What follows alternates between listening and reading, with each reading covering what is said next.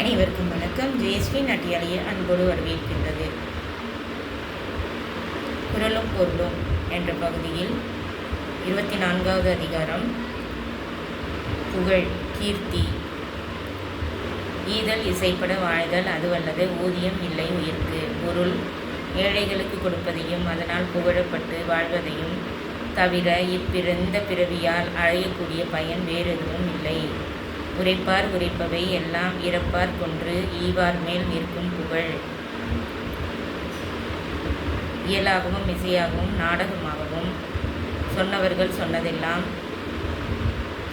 இருந்து கேட்ட ஏழைகளுக்கு இல்லை எண்ணாமல் கொடுத்தவரது புகழை பற்றியதுதான். ஒன்றா உலகத்து உயர்ந்த புகழல்லால் ஒன்றாது நிற்பதொன்று இல்.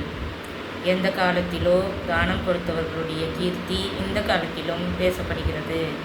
ஒரு பொருளும் நிலைத்திருக்காத இந்த உலகத்தில் உயர்ந்த புகழை தவிர அழிவில்லாமல் நிலைத்திருப்பது வேறொன்றும் இல்லை. நாம் செய்யும் நன்மை காரியங்கள் புகழை நிலைத்திருக்க செய்யக்கூடியது. நிலவரை நீள் புகழ் ஆற்றின் புலவரை போற்றாது புத்தியேல் உலகு. உயிரோடு இருக்கிற வரையில் ஏழைகளுக்கு கொடுத்து புகழ் வரக்கூடிய காரியங்களை செய்து வந்தால் நினைவில் இருந்து வருகிற தேவலோகத்தை பற்றி ஆசைப்பட வேண்டியதில்லை. நத்தம் போல் கேடும் உலகாகும் சாக்காடும் வித்தகர் கல்லால் அரிது. சங்கு போல உயிர் போன பின்பும் உருவம் இருக்கக்கூடிய அழிவும் உயிரும் உடலும் போன பின்பும் உலகத்தில் பேசப்படும் புகழ் இருக்கக்கூடிய மரணமும் சாமர்த்தியமுள்ள அறிவாளிகளுக்கின்றி மற்றவர்களுக்கு கிடையாது. புகழ் பெற்றவர்கள் இறந்தாலும் இருப்பவர்களே. தோன்றின் புகழோடு தோன்றுக அகதில்லார் தோன்றலின் தோன்றாமை நன்று. எந்த காரியத்துக்கானாலும் பல பேருக்கிடையில் நான் என்று முன்னால் வருகிறவன் அந்த காரியத்திலாவது புகழுள்ளவனாக இருக்க வேண்டும். அது இல்லாதவன் முன்னால் வருவதை விட மறைவில் இருப்பதே நல்லது. புகழ்பட வாழாதார் தன்னோவார் தம்மை இகழ்வாரை நோவது எவன்.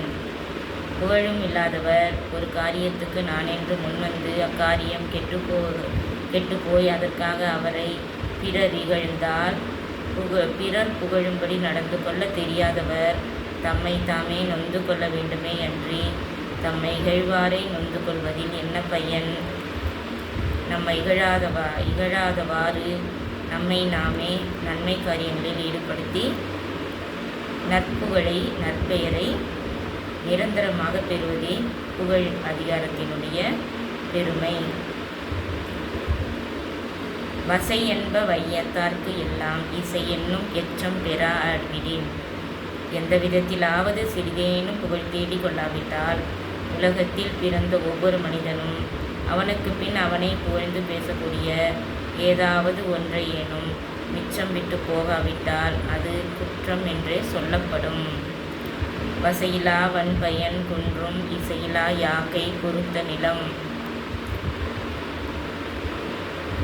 புகழ் பெற வேண்டும் என்ற உணர்ச்சி இல்லாத வெறும் உடல்களான மக்கள் மிகுந்துள்ள ஒரு நாட்டில் குற்றமற்ற செல்வ வளமும் அதன் பயன்களும் குன்றியதாகத்தான் இருக்கும்.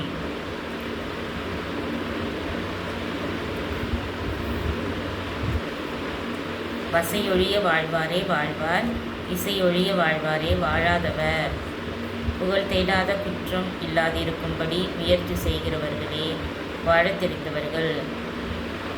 பெருமைக்காக புகழ் தேடாமல் நிரந்தர புகழை ஏற்படுத்தக்கூடிய அறநெறி தவறாத செயல்களை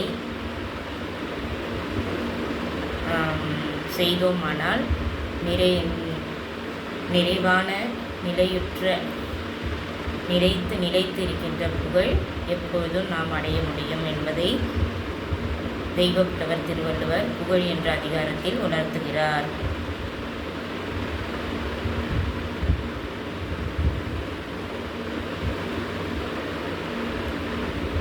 ஒரு கடைசி குறளில் புகழ் தேடாத குற்றம் இல்லாதிருக்கும்படி புகழிற்காக ஒரு வெறும் பெருமைக்காக ஒரு காரியத்தை செய்தல் கூடாது. நிரந்தர புகழை தரக்கூடிய நற்காரியங்களை செய்வதை உணர்த்துகின்றார். அபகீர்த்தி என்பது பொய்யான புகழ்.